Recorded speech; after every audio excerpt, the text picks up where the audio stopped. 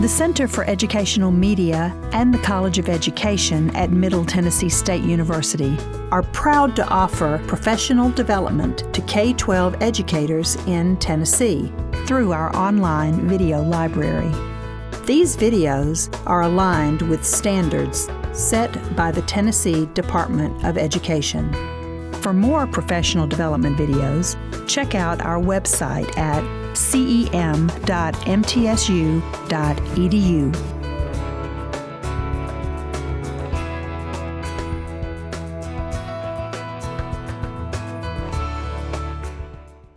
Welcome to the ELL Collaborative here at MTSU. We have a wonderful group of sessions for you today. Our first presenter is Ms. Lindsay Stevens, who is an elementary and middle school teacher from Franklin Special School District here in Middle Tennessee.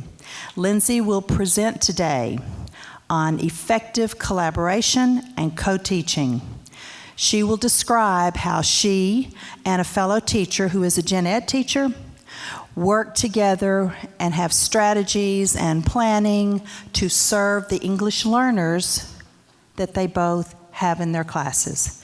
So Lindsay, welcome, and please take the floor. All right, thank you. Hello everyone, good morning. My name is Lindsay Stevens. I am an EL teacher in the Franklin Special School District. I currently work at Poplar Grove Elementary and Poplar Grove Middle School, which is new to me this year, middle school is.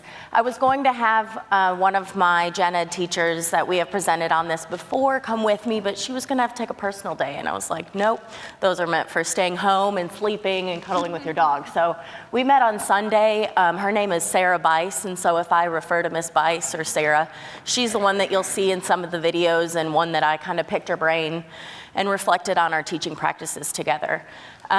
So a little bit about myself. I always think it's nice to learn about the people that are going to talk to you for a while. Up in the upper left-hand corner, you will see a pretzel. This is always my go-to learn about yourself, tell us something fun about yourself. I'm from Freeport, Illinois. That's home of the Freeport pretzels. So I can like make a pretzel with my fingers and stuff. It's always a really cool party trick that I like to show people. My husband, Chris, and I got married in St. John. It'll be 3 years ago in June. I went to Northern Illinois University for my undergrad and then went to MTSU for my ESL and my EDS. That's my dog Zepp. Zeppelin is his name, and he's 10 now, and I have been teaching for 9 years. I started at first teaching preschool. God bless all preschool teachers. I could not do that anymore. And then I worked in Murfreesboro City Schools for a while as a gen ed teacher, and then this is my third year as an ESL teacher in Franklin Special Schools. So today, I'm going to provide some current research regarding co-teaching and collaborative practices. I'm going to kind of discuss how I have made these practices effective in elementary and middle school classrooms. We're going to examine some different co-teaching models and then how I personally have applied it to my teaching in my classrooms. You will see on the side table, if you didn't get one, I'll pass one out in a second, but a blue form. And if you could just do a little quick write, just as where you're at. This is something that I do in my classrooms, and Sarah and I did this a lot, where you would rate yourself in the beginning. How do you feel about co-teaching right now? I don't understand yet. I need more help. If you could put that in your upper left-hand corner. I'm starting to understand, but I need some help. I understand this, and I can do it by myself.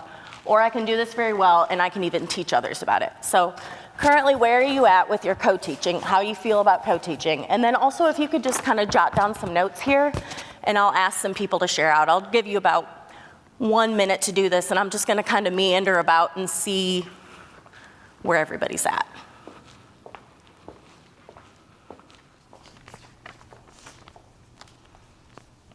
All right, go ahead and kind of wrap up your thoughts. So what I was doing and what Sarah and I would do in her classroom is just kind of jot down where the kids are at. And before we start teaching, we usually have pre-placed groups depending on what our objective is and what our standards are and where our kids are at. But if we need to kind of move some kids around, we would just quickly discuss, like, Johnny over here, he's at a 2, he might not be as confident as we thought he was, so then we may move him to a different group really quickly. And that's just a real life application that we've used in our classroom before. So co-teaching is when a group of students receive instruction from 2 or more teachers who have collaborated over the content and method of instruction. And why do we do this is to merge the ESL and general education instruction to increase time that ELs are exposed to general education. The key to this is collaboration.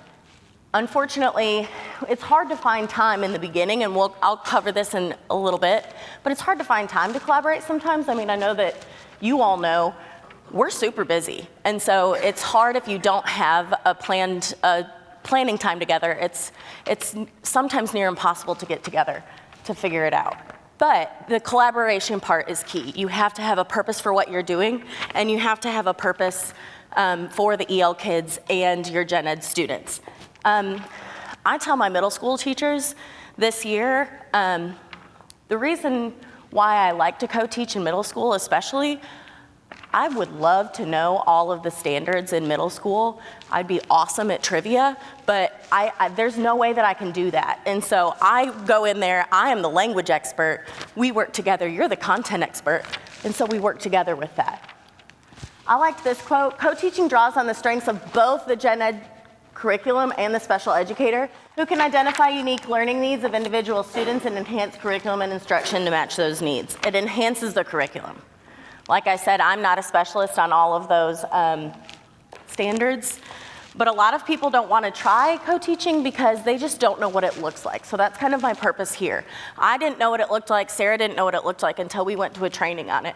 And once you start doing it, you realize that it's really a powerful tool that you can use because, of course, 2, 3 brains are better than 1.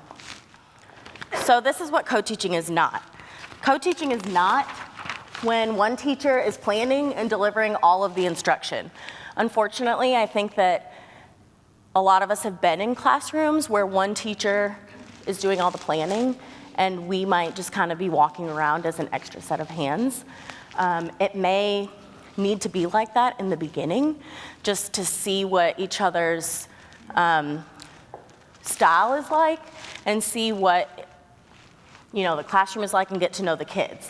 But you really don't want one teacher planning. It's a collaborative effort. And we are not just an extra set of hands in the classroom. Like I said, unfortunately, I'm sure a lot of us have been there when you've been in the classroom and it's just kind of like, hey, will you sit with Johnny over here and help him? Like, no, I'm a certified teacher too, so we need to be working together. It's not an ESL teacher only working with ELs while the general education teacher works with the rest. I think that that's also a common misconception with a lot of gen ed teachers, is that they're like, oh, you're the ESL specialist, so you only work with your ESL kids over here. Well, I'm gonna work with the gen ed kids over here. And so when you co-teach, those kids are intermingled, and so that your ELs can learn the language from their native English speaking peers. And it is not an ESL teacher working with ELs in a small group apart from the gen ed class, unless your data shows that it just so happens that your ELs need, and it's only the ELs need some more assistance. That would be the only reason why you would have them in a small group separate from the native English speaking peers. So here's some challenges with collaborative practices, and if you've co-taught before, you know that these are real life issues. Building positive working relationships between co-teaching partners.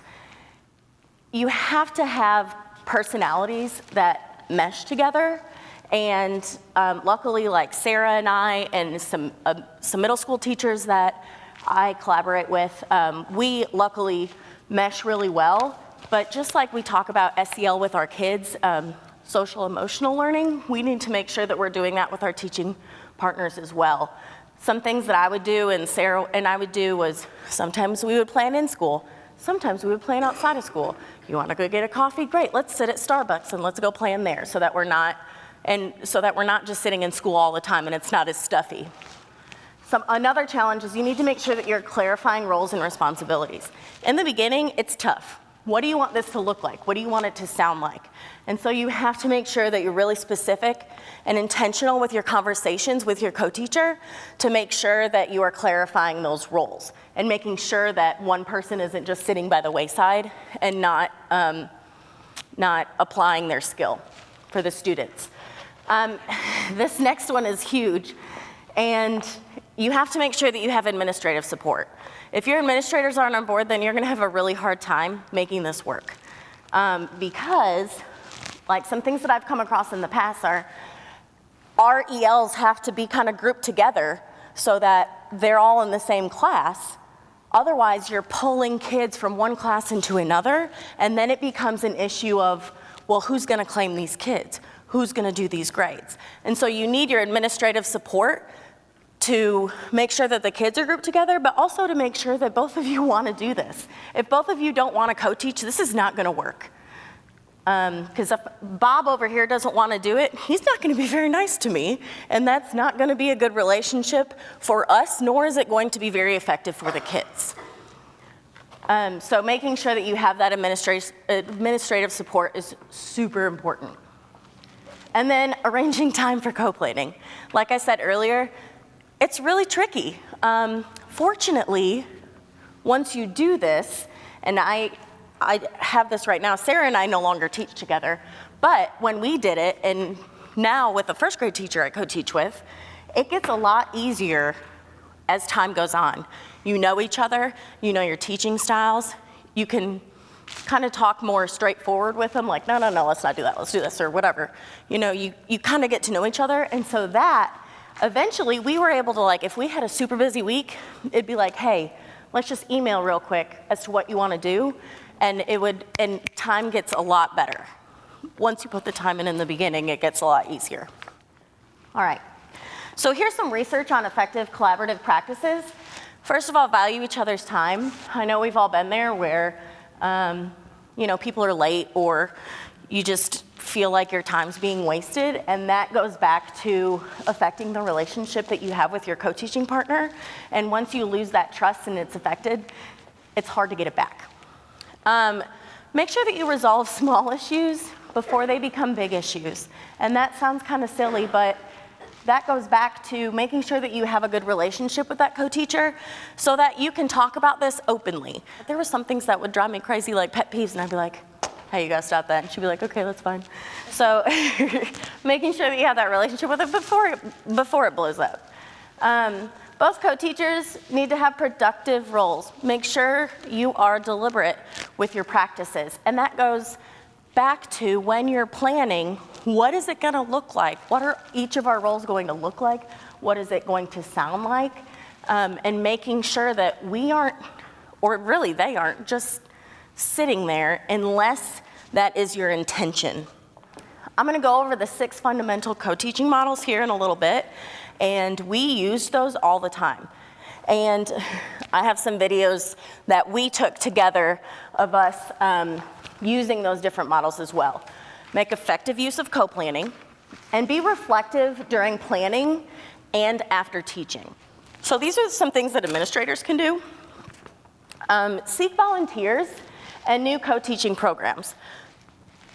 Again, if you don't want to do it, it's not going to go well. I have been placed into classrooms where they're not very happy that I'm there, and I try to make the best of it, but it doesn't go well. And so we need to make sure that we have the conversation before of, hey, is this something that you're interested in? Do you think that you would like to have Lindsay in your classroom? Here's what it could look like. Okay, great. Otherwise, it's just simply going to be really difficult for you. Administrators can give potential co-teaching choices and make staff development meaningful. We had no idea what we were doing in the beginning, Sarah and I, when we were co-teaching, until we went to a session on co-teaching where we learned about the different co-teaching models, and we learned how to be deliberate with our practices. So making sure that administration gets you some kind of support with that is key. So research shows that in order to co-teach and make it effective, teachers need time, teachers need commitment, so you have to be committed to doing this.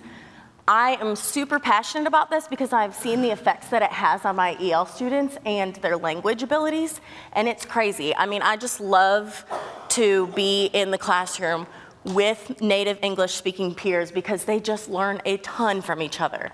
But you have to make sure that that's what you want to do. Make sure that you have structured opportunities built into the school day for collaborative activities. And basically what that means is, like, make sure you have the time to collaborate with each other and make sure that you have the time to talk about your ELs and your native English speakers working together. When collaboration begins, our teachers can think more deeply about differentiation. I mean, we were able to differentiate, and I'm still doing it based on, do you want to do it on behavior? It opens up a ton of different just opportunities on ways that you can differentiate because you have a whole other person with you. So you can differentiate based on behavior, based on academic ability. I mean, there's just a ton of different options for you. Make sure that you evaluate and respond to student data. I love this piece because, you know, sometimes you'll look at data and you'll be like, I mean, I don't really understand what he was saying here, but then you have another person to kind of bounce off ideas with and look at data and think more deeply about it. And then reflect on the teaching and learning process. So Jeffrey Merle and Simona Golden report the findings of a study by Scholastic and the Gates Foundation concluding that teachers in the United States spend only about 3% of their teaching day collaborating with colleagues. And I thought, wow, only 3% of their day, which, yeah, we're teaching, but we don't hold yourselves up in your classroom. You need to get out and talk to each other. That's where you get those great ideas from other people. All right, right now I'm gonna pause. I want you to turn and talk to someone around you about what we've talked about so far. What are your thoughts? What are your feelings? What are your experiences with this? Do you have any questions? Turn and talk to someone around you. Thoughts, feelings, questions? In that class, she's with it. Now, I don't know how she would be compared to other classes. I would not give the support to general ed, like kids. Like, you know, we need Teachers in her room from other, like maybe culture. She took down all her anchor posters. All right, go ahead and wrap up your conversations in 3, 2, and 1. All right, does anyone want to share out, or do you have any questions or comments? Or did you have any good conversations that you think that you would like to add on? We just said we would love to make this happen, but I move between 3 schools during the day, and so the collaborative planning piece is hard. And then in high school, sometimes it's hard to go into the classroom. I do elementary and high school, and so in elementary school, the teachers are fine with having, they're used to other people being in the classroom, but in high school, not so much. So she said that she has found that this would be great, but she's between 2 schools, or 3 schools, correct? And in the elementary end, it's not as difficult because they're used to people coming in, but in your high school setting, it is more difficult. And I have found that in the middle school as well. It's more content heavy. They're not as used to people coming in, they're used to people being pulled out. And so that has been a challenge for me this year. And part of that was I've had to build trust with them and show them that, hey, I really do know what I'm talking about, and you can trust me to be able to teach. And that takes time, especially when you're new to a school. Like I am new this year, they don't know me. They don't know if I'm just gonna sit back and eat bonbons all day or if I'm actually gonna hop in there and help all the kids. So I definitely see where you're coming from and find that it is more difficult being between schools, and those older grades are a little more difficult.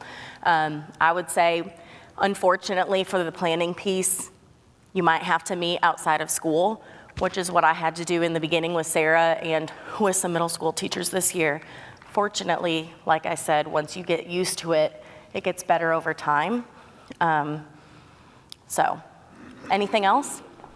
I mean, you know, what we discussed was that, you know, collaboration, you have to have teachers with the right personality. They both have to be committed to it. You know, that's key. But then you know, I'm like her, I serve 2 different schools now. And so you may not be in the same school at the end of the day, you know. And I'm sorry, but teachers who have children at home, they don't need to be spending their extra time doing collaborative planning. Absolutely. And that needs to be worked into the school day. And here we are with our requirements for an hour of service or 30 minutes of service a day. And especially when you go to different schools and teach maybe 7 or 8 different grade levels, you know, you're lucky. I mean, just getting the required ELL class time into the school day is virtually impossible. And, you know, planning, you're lucky to get your planning time, really. And it may or may not be with a grade level that you even need to plan with. Absolutely. You know, that's my situation now. The only time that I have that overlaps with in the elementary school with the planning time is a class that I don't even have any students in that grade level. You know, yeah. You know, these are deep issues, and to me, if you don't have co-planning, you do not have effective co-teaching. Yes. I'm sorry.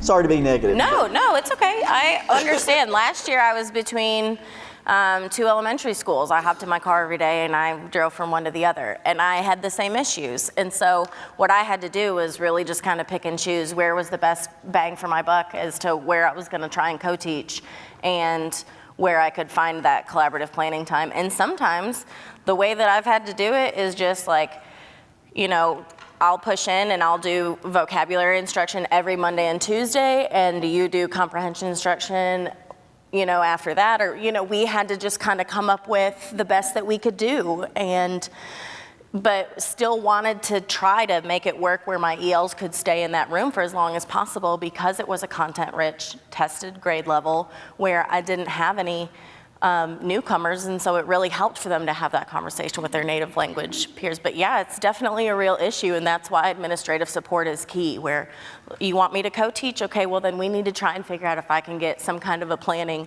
same planning time with these teachers, because you're right, they don't need to be taking time away from their family. Fortunately, Sarah and I mean, we're young and we don't have any children, and so we were able to stay after school, but don't take time away from your family, you know, so yeah. It's definitely a real issue.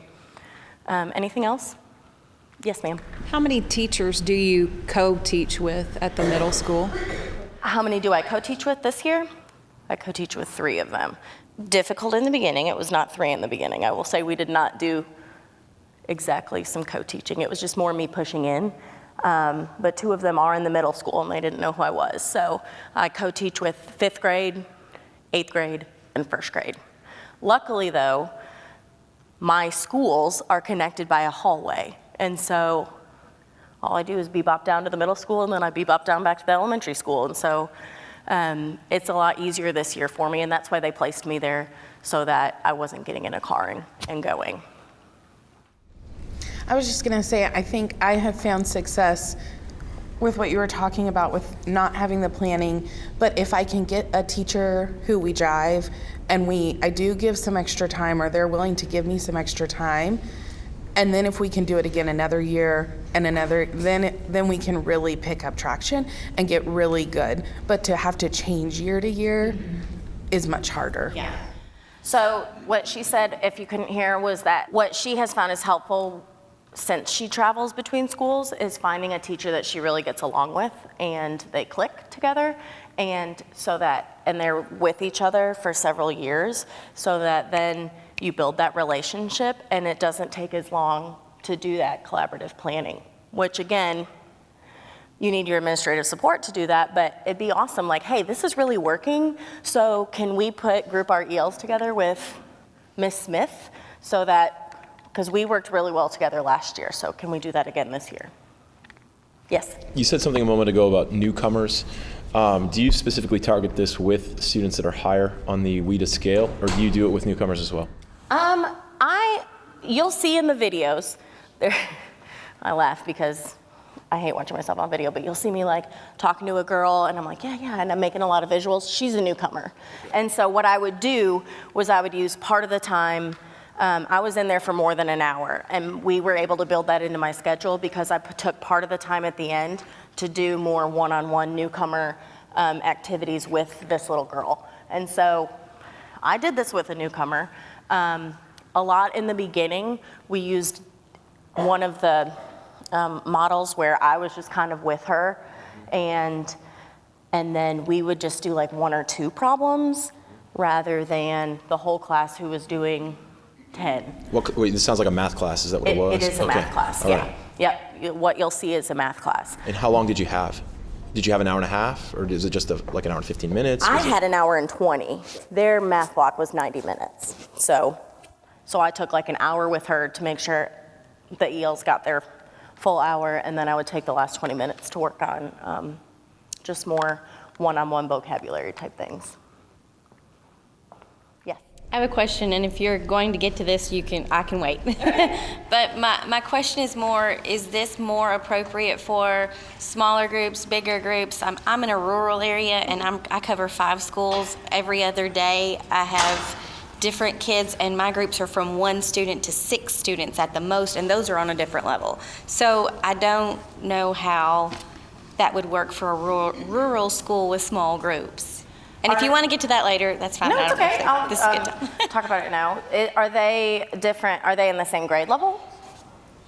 No, Or are they, when you say they're through different 12. levels, are they different language levels or are they different grade levels? Yes, I have newcomers and I have some that were born here and still like long-term ESL, and so they're K through 12 everywhere. Gotcha.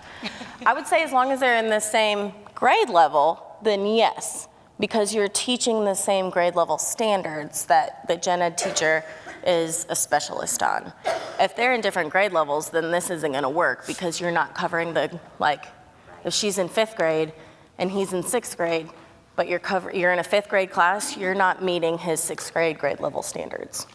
So in that case, I don't know that co-teaching would work unless you were doing it like with another EL teacher or a paraprofessional or something. Or rearrange the schedule. Yeah. Where I don't have more grades at different grades at the same time. Yeah. But like I said, in terms of language levels, this is great because I can differentiate more.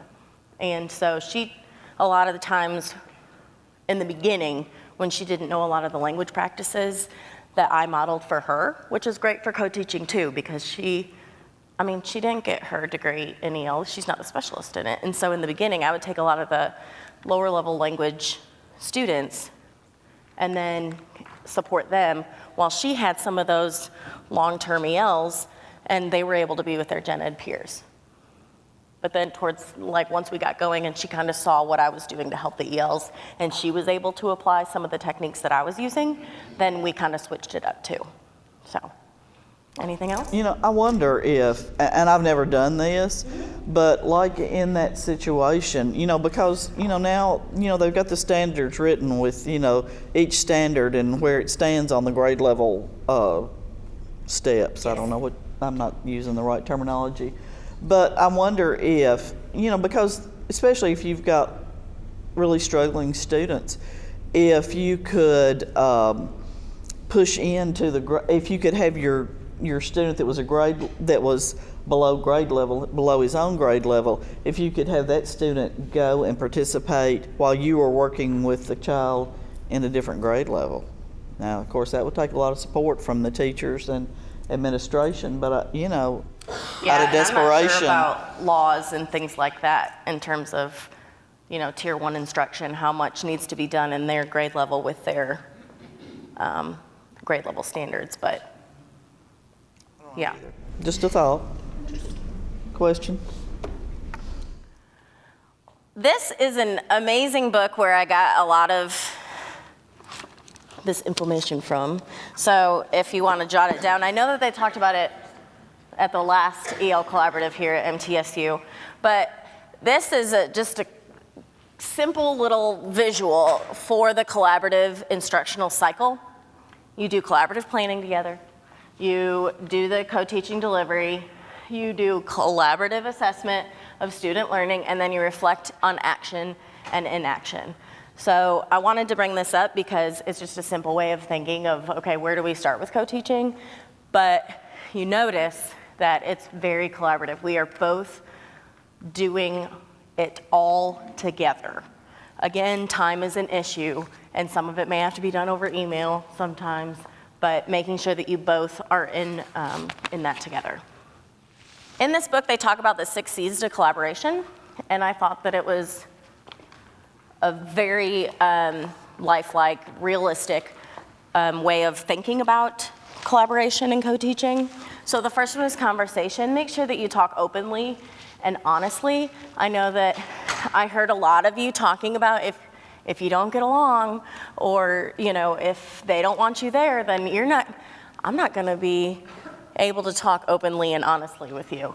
And make sure that you share your strengths and weaknesses. I mean, I walked into this 8th grade social studies class this year, and I was like, hey, last time I took 8th grade social studies was when I was in 8th grade social studies. So my strength is not your standards. Like, I can't remember who half of these people are. So you have to be able to kind of admit where your strengths are and admit where your weaknesses are, which I know is hard, and it's hard for some people to do that too. And so even like Sarah, when we taught together, she'd be like, she was a 2nd-year teacher, and so she's like, I don't know, I just don't feel like I'm doing very well at this, but she was able to tell me that, and so that we could build each other up. Coherence, making sure that you establish clear expectations for everyone on the co-teaching team. So we knew, and I talked to Sarah about this in the beginning, once we were able to have these difficult conversations, we knew that neither of us were just going to be sitting there unless it was for a purpose, like watching a behavior, or one of us was trying to figure out what one student's deficit was. But we had clear expectations for what each of us were doing. Making sure that you establish clear roles for different co-teaching models. So on Wednesday, we're going to do this model. What are you going to do? What am I going to do? What is it going to look like at the beginning, middle, and the end? And again, once you do this, it becomes, you just know. You just know what your expectations are, and you know what it's going to look like. And then cooperation, working together. Make sure you're always professional, and cooperation are key. Eventually, it was funny. I was getting observed one day towards the end of the year, and there was a little girl in the class goes, well, Miss Bice and Miss Stevens, you guys are going to have to be on your best behavior now that Dr. Davenport's coming in here, because we just had so much fun together. And she was like, you're going to have to be on better behavior. And so we just really had a lot of fun and worked really well together. Conflict is inevitable. Respect each other's beliefs and experiences. Although Sarah and I became really good friends in the beginning, like, she was a little more fluid with her classroom organization than me, and I was like, oh no, this is driving me nuts. And I was like, can we put these into folders, or can we take care of this pile over here? I had to let it go, and as hard as it was for me, and there's just some things that you have to choose your battle, just like kids. I mean, choose your battles with them.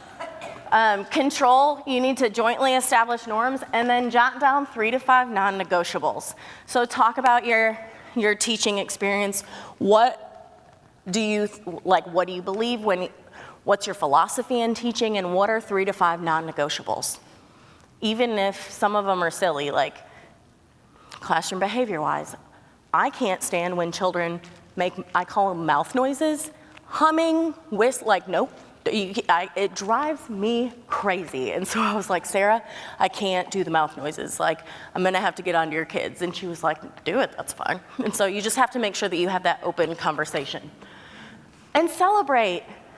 Celebrate your achievements if they're big or small. Like, oh my gosh, Jose went up 3 points this week on his test from his pre-assessment or whatever. Like, celebrate anything. Or we got the newcomer, Michelle, to talk in class today. That's awesome.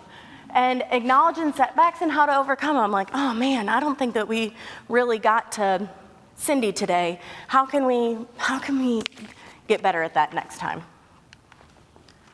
All right, so next we're gonna examine the co-teaching models. And I've got some videos to go along with some of them, and some of them, not really, because it's not necessary. So the first one is team teaching. This is where you have shared instruction and planning. You have coordinated activities and dialogue. Trust, commitment, and personality compatibility is necessary. I usually don't even attempt to do this until if it's a new co-teaching cooperation. If it's new, September, because you have to be able to trust each other. Even in middle school, especially in middle school, it took a little longer to get here. And some of them, they're still kind of they still have a hard time just kind of letting go. And I think it's just a different culture. Co-teachers can equally present the content, ask critical thinking questions, debate with each other, interject a point, and take advantage of both teachers' knowledge on the subject. A lot of times when Sarah and I sat down and talked about this on Sunday, we remembered a lot of times you're teaching and you think that you're being clear. Well, as you're up there together, you realize that you're not, and so we would interject a point or ask a question. Well, Ms. Stevens, I have a question about this, or things like that. And so it's really nice to be able to do that because you realize kind of where some of the misconceptions might come from. So here's a video. I was told to tell you this is at the end of a school year, and this is in Ms. Bice's classroom. But keep in mind, it's at the end of the school year. It's a little unorganized because she was getting ready to pack everything up, so just FYI. And this is a 3rd grade math lesson.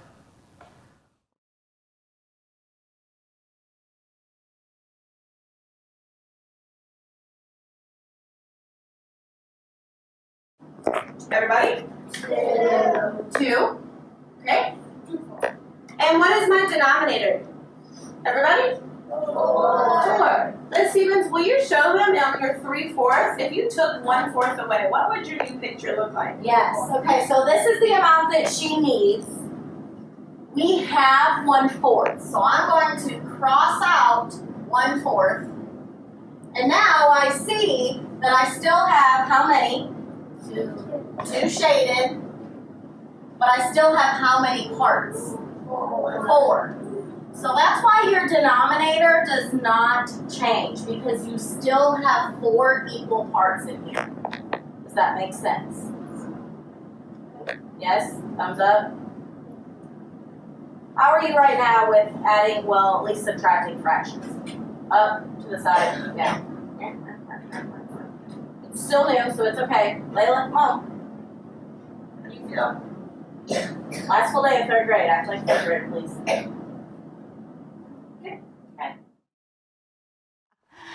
All right, the next one. Do y'all have any questions about that? Do you have to be, certified? Is there an issue with certification?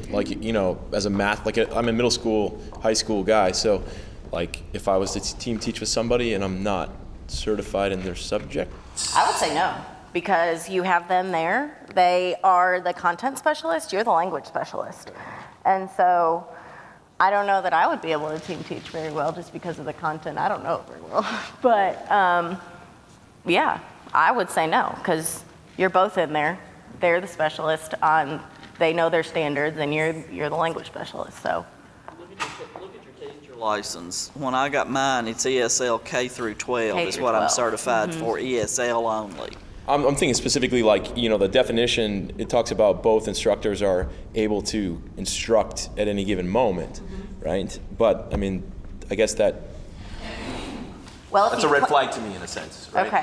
Because it's I don't necessarily know. Anyone could ask critical questions, and I can be somewhat knowledgeable in an area, but some of those topics are pretty intense. Yeah, so then you might not use this model. So what he's saying is that doesn't have a math certification on his teaching license. Although we are certified K through 12 and EL on our teaching licenses, but that kind of raises a red flag. I can't go teach biology, or earth science to 9th grade or something like that. That's what I'm saying. Well, but for your ELs, you might teach that to them. if that makes sense. Like you might have to pull them out and teach them more science.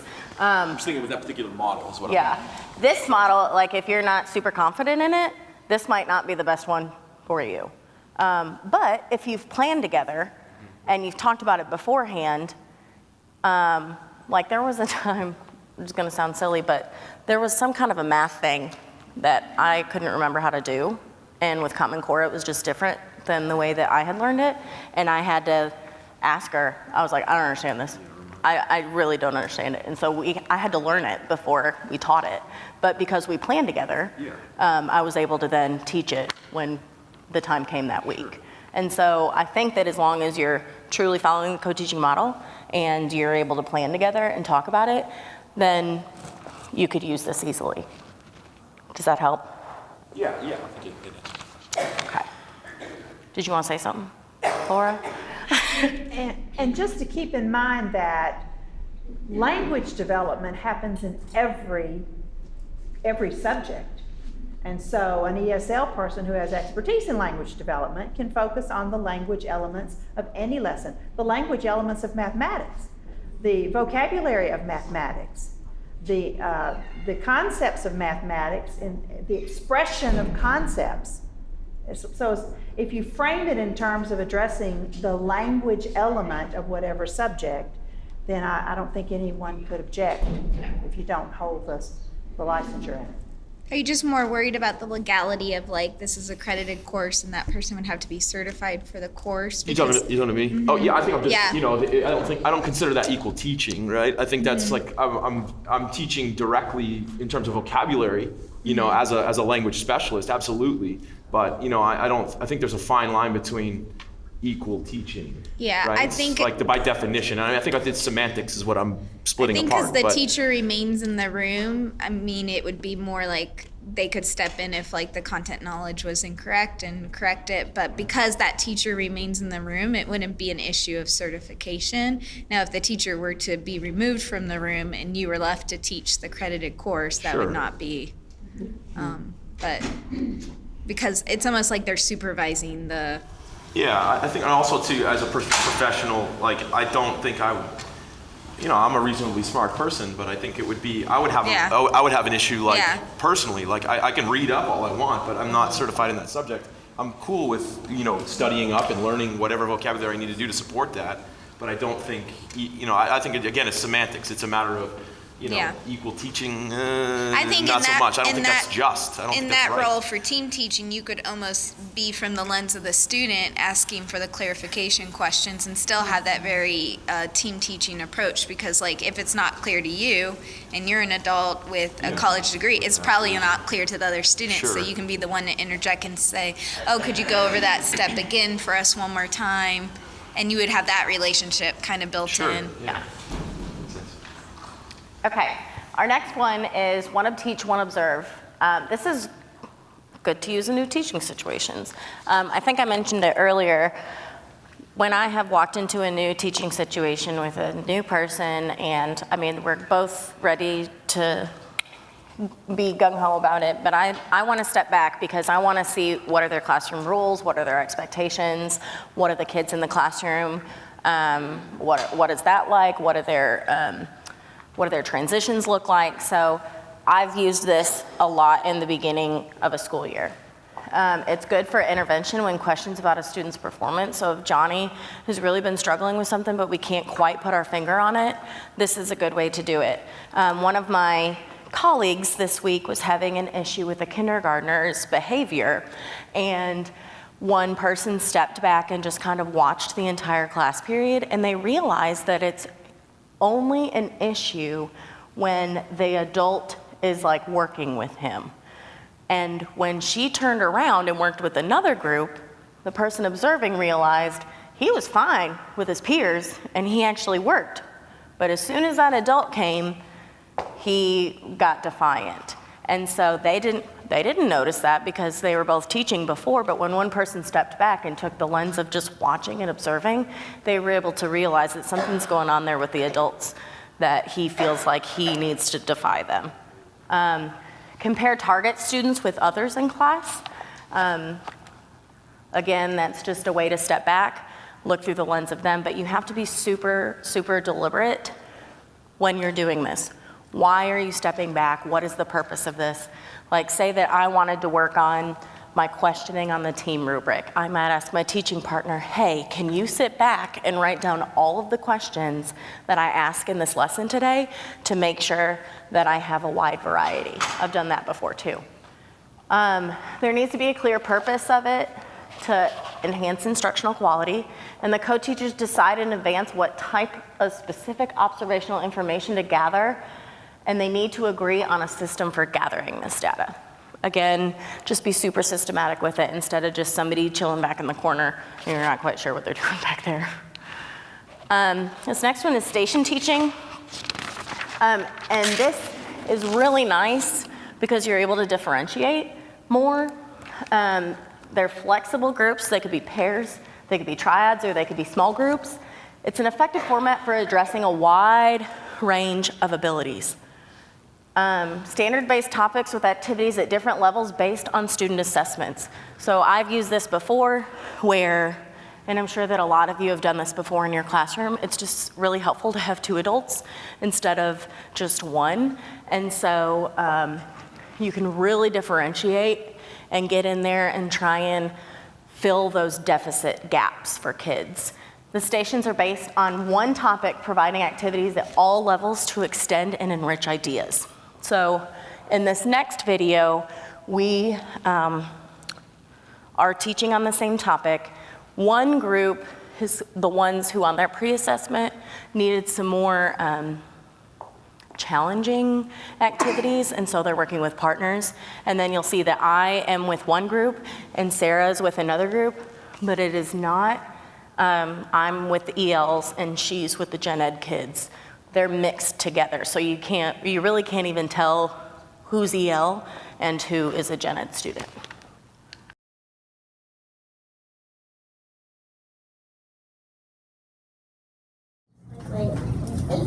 A rectangle. Remember, rectangles are just a lot easier to partition than circles. So I prefer to just use rectangles. All right, here we go. So our first one. Yeah, 1/10 is foot of fabric there. So I'm going to write 1/10 parts right here. All right. How many are we going to divide this into? 6. Okay. Remember, this was a long time ago. When the number is even, split it in the middle. Divide by 2 fractions. Make it even. Okay. So now we have 2. Now we have to think, so are we adding or are we subtracting? Subtracting. What did we talk about? When we subtract, what number goes first? The largest number. Okay, so each one between these two is larger than the other. Now stop and think, what is the same? What is the same with these two? What's the same? What are the denominators? The denominators both are 10. So we have 10 parts out of our whole. Okay? 1 has 3 shapes and 1 has 1 shape. Yes, there's also. So if we were to draw a picture, let's try to draw a picture. Yes. Remember when we talked about drawing two fractions? So it asks we can draw a large rectangle and split it in half. So now we're able to show our 2 fractions and we know the whole is going to be the same. All right, any questions on that one? Okay. Yes. In that one, are all the kids mixing together? Are they mixed up, or do you have a group of only ELs and then a group of the general eds? They are mixed up. Yep, so I had some EL students and she had some EL students. We kind of mixed them together. They both of the groups showed on their pre-assessment that they needed some more help with the skill we were working on. But we mixed them together both on behavior. Some of them did not need to be together, so we put them into 2 groups, and ability level. So like high, low, medium. Yeah. The ones who were throwing the dice in the background, they were some of our higher kids who showed on the pre-assessment that they just needed more, I think they were playing a game to apply the skill that we had talked about. And they could be independent. And it was independent, yep. All right, next is alternative teaching. It's usually 1 large group and 1 smaller group. You may teach the same content or you may teach different content, just looking at your data depending on what the kids need. Each teach their content and then you switch. Having several small groups for different purposes eliminates some of the stigma of the English language learners being singled out. And this is another reason why I love co-teaching, because your ELs are not singled out. You couldn't tell who was EL in that last video, and I know that a lot of kids, especially when I go to the middle school, they become defiant towards me. They have this year because when I was pulling them out and having to work with them in a small group, they were mad. They did not like being singled out. And so I like this because you can't tell who's who, and if they're getting special help on something, it's not just the ELs. And so that removes that stigma of, oh, there goes those EL kids again. Like, they must need more help than everybody else. So I really like this. One teacher provides instruction that's needed by a particular group of students or an individual student, while the other teacher works with the remainder of the class. So this is where having a newcomer helps. So sometimes I would work with my newcomer on the same skill, but sometimes it was on a different skill that maybe she needed in order to reach that grade level standard. All right, next is parallel teaching. So parallel teaching is just like it sounds. You divide the class in half. Both teach the same content to a smaller group. The key to this is that you plan together for consistency, because you don't want group A getting something different than group B, and having them make sure that you are consistent with your teaching. The students only work with one teacher, and this approach increases the student ratio and fosters attention to individual needs. So obviously helpful to getting that teacher to student ratio down so that you can see exactly what kids know and what they need some more assistance in. It may also be used to vary learning experiences. For example, providing hands-on manipulatives to one group and having the other group work on a different process or product. So if this group, you're still working on the same skill, you're still working on the same standard, but maybe this group works better with manipulatives and this one works better with, I don't know, just visuals and stuff, then that's a way that you can do that.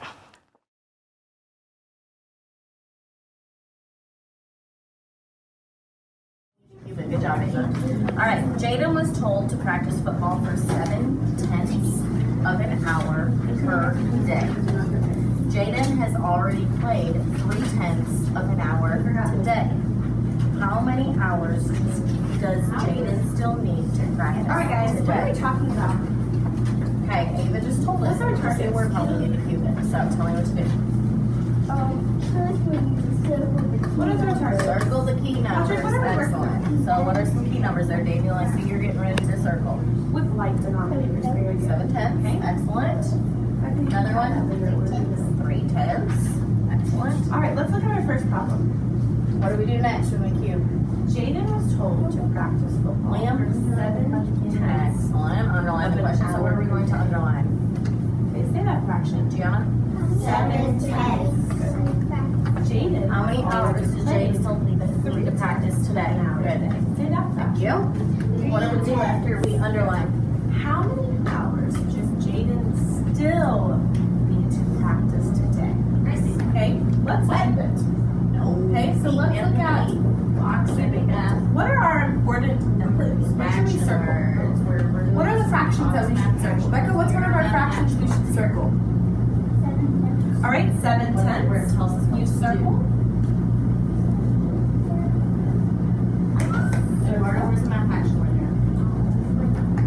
Okay. What's another important fraction, Jonathan? Really tell us what to do. Okay, so again, we just kind of were able to mix ELs with native English speakers, but also separate some of those behaviors. Yeah, looking back on it, it's funny they're now in 5th grade, so they look so neat. Any questions? Okay, our last one that we're gonna cover today is one teach, one assist. And this one at the bottom, use it sparingly. Unfortunately, it's not used sparingly. And so we need to make sure that we don't use this very often, and make sure that your co-teachers know that we should not be using this very often. We are all smart, educated individuals, and we should all be teaching together. But I think that unfortunately there's sometimes, not everywhere, before I make everyone angry, there's a stigma that the EL teacher just kind of moseys around and helps as needed and corrects behaviors and things like that. So we need to make sure that we stand up for ourselves and make sure that that's not how we're used. The support teacher is often the specialist. One teacher takes the lead for instruction while the other teacher supports. The support teacher can help with individual students, so maybe with some newcomers, use positional control to manage behavior, consider ways to reinforce the current lesson, and put additional teaching notes on the board. So again, just kind of use this one sparingly and try not to use this very often. I'm going to do a think aloud today to kind of show you what I expect when we're in what to do when we're solving, adding, and subtracting fractions with like denominators. Okay, so let's look at our problem. Are your eyes on the board? Okay, Stacy is measuring milk to make pancake batter. You know what pancakes are? Pancake? Kyra, what's pancake in Spanish? Pancakes? All right, so we're making pancakes. The recipe calls for 3/4 of a cup of milk. She has 1/4 a cup of milk now. How much more milk does she need? Blank of a cup. All right, so let's cube it. Let's circle the key numbers. What are my key numbers? Eduardo, tell me what are my key numbers so I know that you're paying attention. 3/4. Okay, what's another key number that I must know? 1/4. Okay. Okay, so with that one, as you could see, I was really just focusing on helping that newcomer with her language and kind of bending down and making sure that she was following along with us.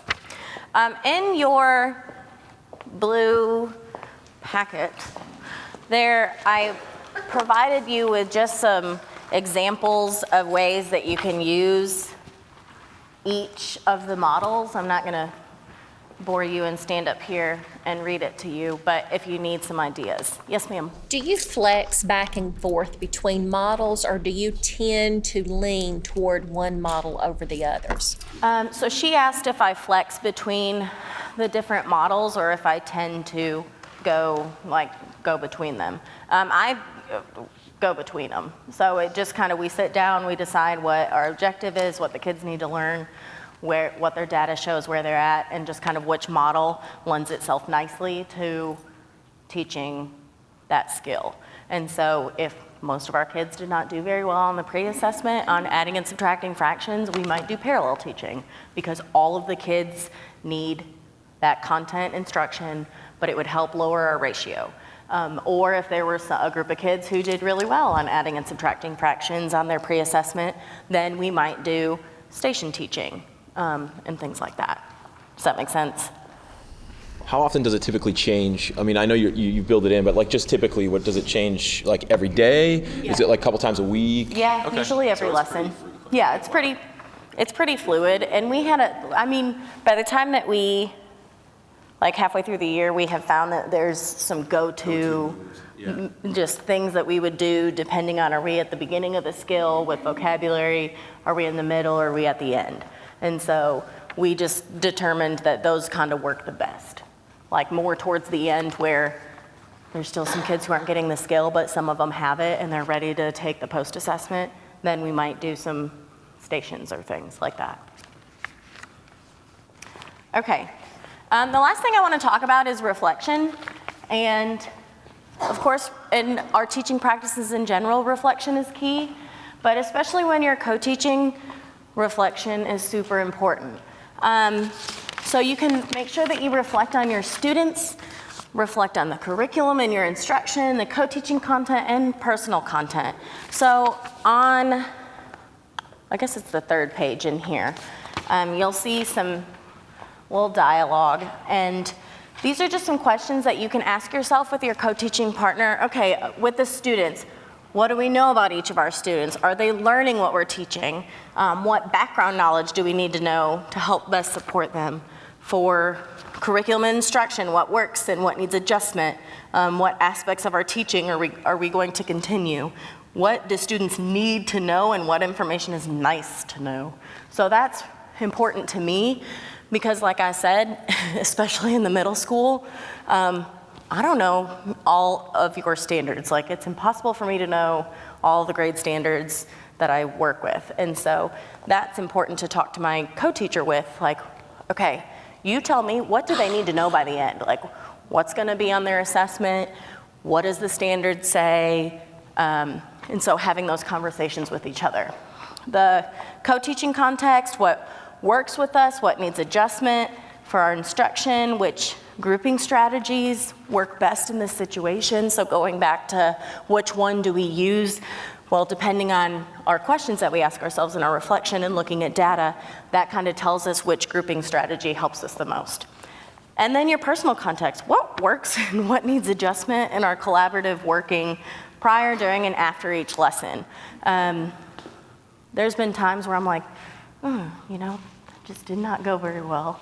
And times that I'm like, all right, well, you know, I think we got it going here. So making sure that you're reflecting on yourself too and being honest with yourself is really important.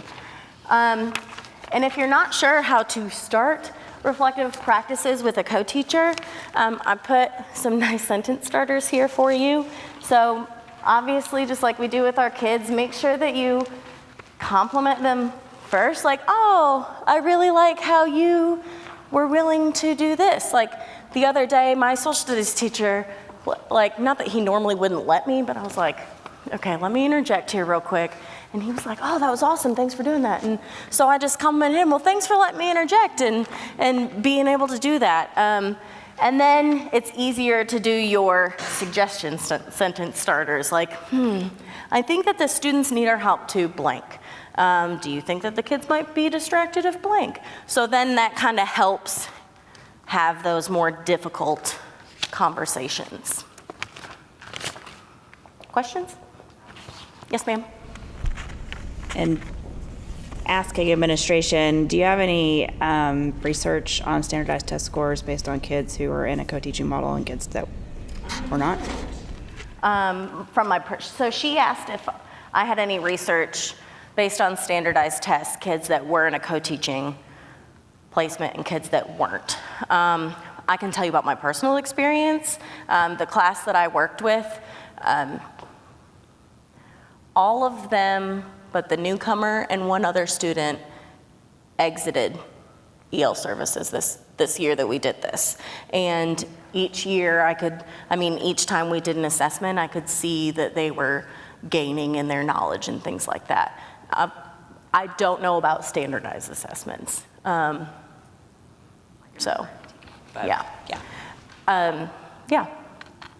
That would be interesting to find out. That's something I should look into. Yes, ma'am. Do you pull out at all, or is all of yours co-teaching all of the classes that you serve? No, so she asked if I do pull out at all. I do, because it would be really hard to co-teach my entire day and have that much collaborative conversation, especially being at a new school this year. Maybe eventually, if I can stick with the same partners next year, I can add on, like, all right, this grade, I'm gonna co-teach this year instead of pulling them out. But you're just gonna have to kind of pick and choose in the beginning which grade levels you want to co-teach with, because it's going to be impossible time-wise to co-teach in every single grade that you work with. It's just simply not going to work. But eventually, if you have that rapport with that person and your planning is super simple and simplistic, then yeah, you can add on another grade.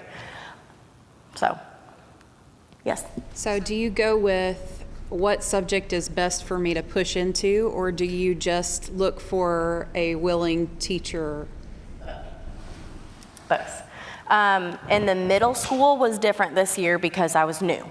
And so, and there was only one EL teacher there last year, and so it was a little tricky to try to organize it. But now next year, going forward, we kind of grouped them together this year in the middle school based on content, because they were really struggling with social studies and science and the language and vocabulary and content that goes along with it. So that's kind of where we put up most of our kids for their services. In the elementary school, I mean, it's fairly easy because we usually just go into ELA or something like that. This one was math just because it was the only time that worked for our schedule, and it just happened to work out really well. But you just have to kind of see where your largest group of kids is, what their needs are, but also if you have a willing participant. Like if Bob teaches social studies but he's not interested in co-teaching, well then we might not put our kids with Bob. We might see if Cindy likes to co-teach in ELA, well then we might push in there. Does that help? Okay, I've talked about a lot of this already, but here's some ways that I apply this to my teaching, is to take it slowly. Like I said, even in the middle school and things, Rome wasn't built in a day, nor were relationships. And that is the same with your co-teachers. You just have to take it slowly with them, take it day by day, and just make sure that you're patient with each other, and just to build that trust. Every school is different. I know that we've talked about that a lot. Being in an elementary school looks different than being in the middle school, which looks different than being in a high school, which looks different when you're traveling and things like that. So every situation is different.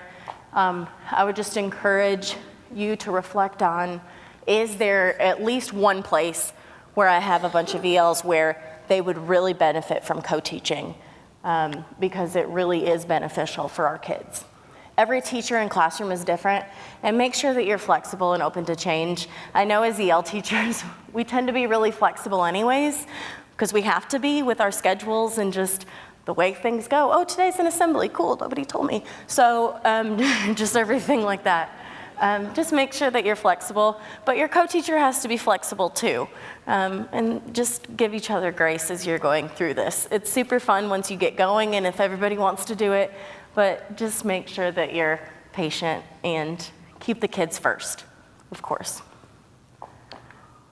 So I'm gonna just take a real short minute.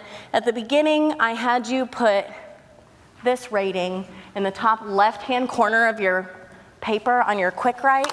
If on the right-hand side, you could now put a rating as to how you're feeling about co-teaching. This is another strategy that I use in my classroom just to see. I mean, as I tell my kids, be honest. If you were a 1 before and you're still super scared of co-teaching, don't, be honest, okay? And then now that we've kind of talked about this, if you want to add anything on your quick write, just to remember some key points, go ahead and do that now. Yes. Do you serve other third graders from that same school at a different time? So we were fortunate. She asked if I served other kids at the different time, and I did in the afternoon. I was fortunate enough to have that. That year that we did this, had to pull some kids from another classroom, and we had to figure out grading and stuff like that, so, which was super fun. So, yeah. All right. I thought I had my email at the bottom there. Does anyone have any more questions? Yes. How many makes this worth it? Like, how many ELs in a section? We had 9 that year, in that group. Yeah. I've got 9 in my 5th grade. I've got 7 in my 8th grade. So, yeah, quite a few. Are all of them hour-a-day kids, or do you have some that can be not an hour-a-day? They're all an hour. Mm-hmm. Yeah, they're all an hour. Okay. I'm not quite sure why my email didn't show up on the bottom there. But my email is Stevens, STEPHENS, Lynn, LIN, at fssd.org. If you have any questions, please feel free to email me anytime. All right. Thank you. This up here. Thank you very much, Lindsay.